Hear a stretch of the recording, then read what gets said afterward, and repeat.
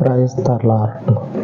మన పరిశుద్ధుడు రక్షకుడు యేసుక్రీస్తు శక్తి కలిగిన నామమున ఈ రోజున ఉపవాస వాక్య ధ్యానమునకు ప్రతి ఒక్కరికి మన దేవుని పేరట ప్రైజ్ ద లార్డ్. మనం దేవునికి మామూలుగా మాట్లాడుకుందాం. ఏదన్నా ఒక తప్పు చేసి దేవుని చేతనే మనము మీరు తప్పుడోళ్ళు మీ మీద ఈ శాపాన్ని పెడుతూ ఉన్నా అని చెప్పి దేవుడు మనల్ని ఏదో ఒక శాపంతో ఒక పక్కకి పెట్టిండే అనుకుందాం. దేవుని చేత శపించబడి ఉన్నాము మనము అని అనుకుందాం. ఇట్లాగున్నా సరే దేవుని ప్రజలుగా ఉన్నవారు దేవుణ్ణి విడిచిపెట్టల. వారు దేవుని చేత శాపాలు పొందుకుంటూ దేవుని చేత దెబ్బలు తింటూ ఉన్నా సరే దేవుణ్ణి విడిచిపెట్టల. ఈరోజు ఉపవాస వాక్యమందు మన వాక్య ధ్యానము కూడా మన అంశం కూడా ఈ విషయమే. పాపంలో ఉండి దేవునికి విరోధంగా ఉన్నా సరే లేఖనం చెప్తా ఉన్నది, దేవునికి ప్రార్థన చేయటం, దేవుని మనుషులుగా మీరు చలామణి కావటం, దేవుని మనుషులుగా పిలువబడటం, ఈ స్థితిని పోగొట్టుకోవద్దు. ఆ దేవుడు మనల్ని శపించుడు కదా. మనం ఎంత ప్రయత్నం చేసినా సరే మనకి ఎప్పుడు ఎదురవస్తా ఉంది. ఒకవేళ దేవుని ఉగ్రత మన మీద ఉందేమో మనం చేసే తప్పును బట్టి అని అనుకొని వెనకడుగు వేయొద్దు. మనం అందరం కూడా దేవుని కృప అయినటువంటి యేసుక్రీస్తు మార్గంలో ఆయన రక్తంలో ఆయన స్వాస్థ్యంగా ఉన్నాం.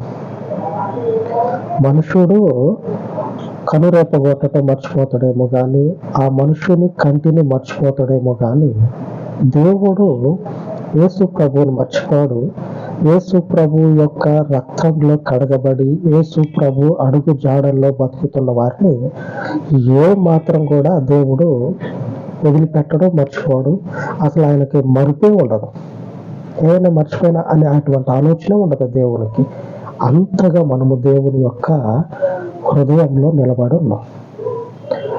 ఈ స్థితిని కలిగినటువంటి మనము మన జీవితాల్లో ఎదురయ్యేటువంటి ప్రతి ఆటుపోట్లు, ప్రతి బలమైనటువంటి దాన్ని మనగాళ్ళు అని చెప్పుకునేటువంటి వారి మధ్యలో ధైర్యంగా బతుకుతా ఉండండి.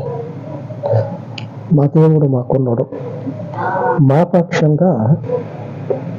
పక్షంగా ప్రార్థన చేసేటువంటి ఆయన వారు మాకు అండగా ఉన్నారు.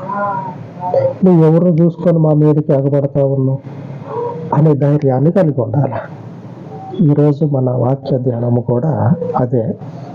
మన పరిశుద్ధుడైనటువంటి యేసు ప్రభు వారు ఈరోజు మనకు చేస్తూ ఉన్న వాగ్దానము 2వ దినవృత్తాంతాల గ్రంథము 13వ అధ్యాయము 12వ వచనం. ఆలోచించుడి, దేవుడే మాకు తోడై మాకు అధిపతిగానున్నాడు. మీ మీద ఆర్భాటము చేయుటకై బూరలు పట్టుకొని ఊదునట్టి ఆయన యాజకులు మా పక్షమున ఉన్నారు. ఇశ్రాయేలు వారులారా, మీ పితరుల దేవుడైన యెహోవాతో యుద్ధము చేయకుడి, చేసినను మీరు జయము పొందరు. ఈ అబియా అనేటువంటి రాజు యెహోవాను యుద్ధంలో ఉండి యుద్ధ రంగంలో ఉండి ఎదుట నిలబడినటువంటి శత్రువులు అంటే వాళ్ళ సహోదరులే, అంటే ఒక మాటలో చెప్పుకోవాలంటే అన్నదమ్ములే గొడవ ఆడుకుంటా యుద్ధానికి పోయారు. ఆ గొడవ కూడా దేవుని ద్వారానే కలిగింది. మొదట మనం చెప్పుకోవాలి, దేవుని శాపాలలో ఉన్నా సరే దేవుని ఈ అబియా ముందు పెట్టి ఎదుటిన్నటువంటి వాళ్ళ సహోదరులతోటి మాట్లాడుతూ ఉన్నాడు. అయ్యా చూడండి, మీరు మా మీదకి వచ్చి నిలబడ్డారు.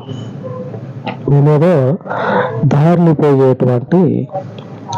పోయేటువంటి ఒక మనుషుని లాగా వచ్చి మీ ముందు నిలబడలా మీ ముందు. దేవుని చేత మా యొక్క బతుకులు భూమి మీద నిలబడి ఉన్నాయి. ఆయన చేత మేము నిలబడి ఆయన ద్వారా మేము ఇప్పుడు ఉండి మీతో యుద్ధం చేయడానికి వస్తే మీరు ఎట్లాగొచ్చారంటే భుజాలు ఎగరేసుకుంటా, మీరు ఎలాగొచ్చారంటే భుజాలు ఎగరేసుకుంటా, వీళ్ళతో ఏముందిలే, వీళ్ళది పెద్ద విషయం కాదు, తుపుక్కని వస్తే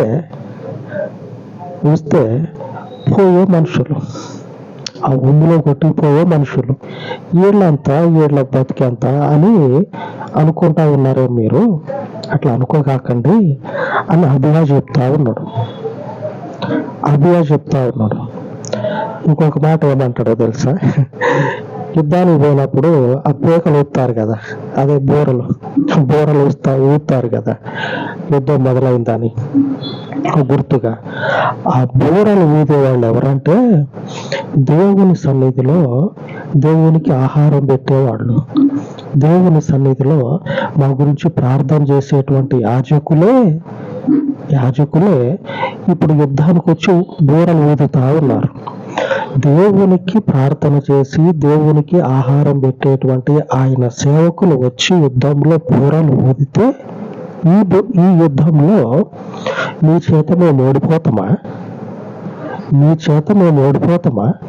దేవుడు మమ్మల్ని మీ చేతిలో పెట్టి మా తల దించుకునేటట్టు చేస్తాడా? ఆలోచన చేయండి ఒకసారి.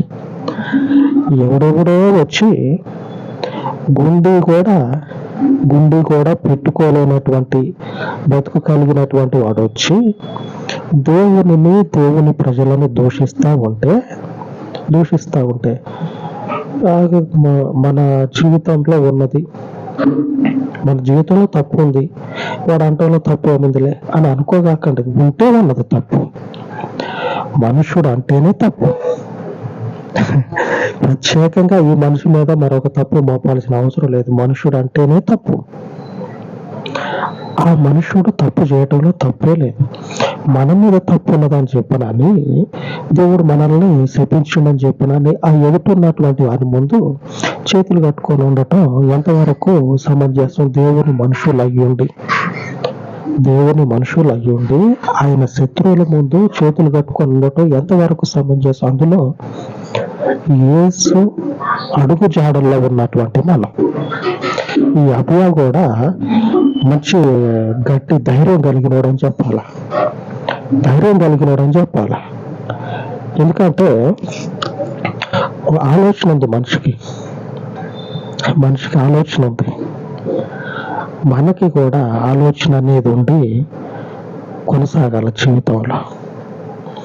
ఎవడైనా సరే రానివ్వండి, వచ్చినోడు దూషిస్తే వానికి ప్రతిఫలం ఏం దక్కుతుందో దేవుడు తీర్మానం చేస్తాడు. మనం తీర్మానం చేయొద్దు, మనం అనొద్దు. దూషించిన వానికి చేయాల్సినటువంటి ప్రతిఫలం దేవుడు తప్పక చేసి వాని చేతిలో పెడతాడు. ఏళ్ల మీద కాదు, అరిచేతిలో పెడతారు. వేళ్ల మీద పెడితే కింద పడుతుందేమో, వానికి వచ్చే ప్రతిఫలం కింద పడుతుందేమో. దేవుడు వానికి ప్రతిఫలం ఇస్తే వాడు దూషించినటువంటి ఆ దూషణలకు తగినట్లుగా ఆ ప్రతిఫలం అరిచేతిలోనే పడతాడు. ఎందుకంటే వాడు అనుభవించాలి. అది వాడు తిట్టింది దేవుని పేరట బతుకుతున్నటువంటి ఆయన ప్రజలని. అంటే ఆయన ప్రజలను దూషిస్తే ఆయనను దూషించినట్లే. కాబట్టి దేవుడు విడిచిపెట్టాడు. మనకి ఒక ఆలోచన అనేది ఉండాలి. అభియా శత్రువుల ముందు నిలబడి యుద్ధంలో మాట్లాడుతూ ఉన్నమాట. ఈరోజు దేవుడు మనకు చేస్తూ ఉన్న వాగ్దానం ఏంటంటే, ఈ ఉపవాస దినమందు మనము చేసేటువంటి ప్రతి ప్రార్థనలో కూడా మనకి ఆలోచనలో ఉండాల్సింది ఏంటంటే, తప్పులు మనుషుని ద్వారా అంటే మన ద్వారా జరిగితే ఈ తప్పులను బట్టి మనము కుంగిపోవాల్సిన అవసరం లేదు. పెద్ద భయంకరమైనటువంటి తప్పులు మనం ఏం చెయ్యం, ఆ భయం మనకు ఉంటుంది. చిన్న చిన్న తప్పులు చేసి చిన్న వాటికే ఈ మొత్తానికి ఏముంది, ఏదో అయిపోయింది, ఇక ఏడుంది, ఇక దేవుడు ఇక లేడు, ఇక ఎక్కడో వేరే దేశం పోండు, ఇక మన దగ్గరకు రాడు ఆయన అనేంతగా కుంగిపోవటం ఎందుకు? అంత అవసరం లేదు. ఆ ఆలోచన కూడా మనకు అక్కర్లేదు.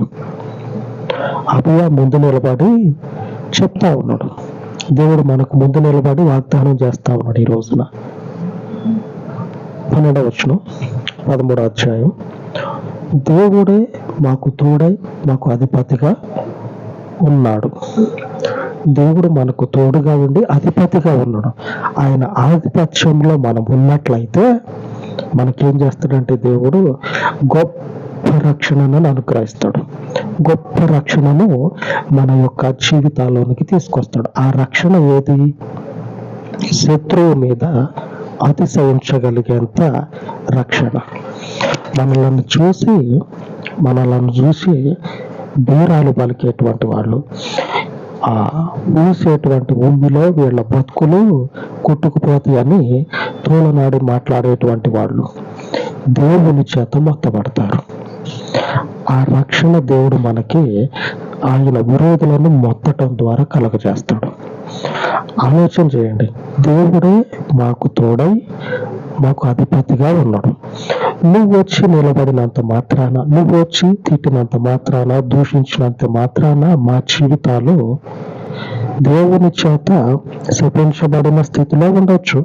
కానీ కనుమరుగైతే పోము.